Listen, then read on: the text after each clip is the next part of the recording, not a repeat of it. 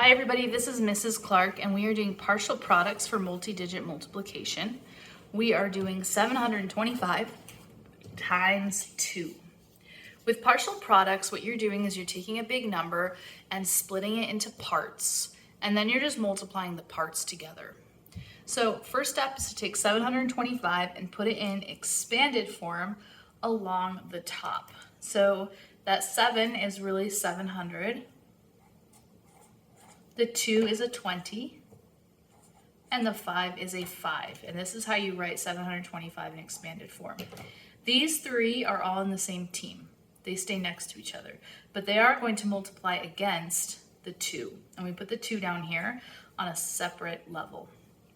We are going to do 3 multiplication problems: 700 times 2, 20 times 2, and 5 times 2. We put our products here, and then you add them all together. So let's go ahead and get started. 700 times 2.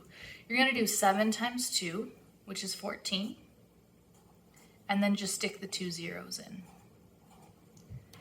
20 times 2. You're going to do 2 times 2 and put a 0 in. 2 times 2 is 4, the 0. So 20 times 2 is 40, and then 5 times 2 is 10. So what we just did there is we did 700 times 2, which is 1400. 20 times 2, which is 40, and then 5 times 2, which is 10. And now we're just going to add them all together. 0 plus 0 plus 0 is 0. 0 plus 4 plus 1 is 5.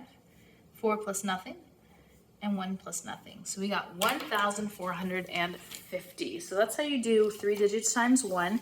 Keep watching this playlist if you want to learn how to do the rest of them and how to do 2 digits times 2 digits. And click on the description below if you want to get all 6 of these worksheets. Have a great day.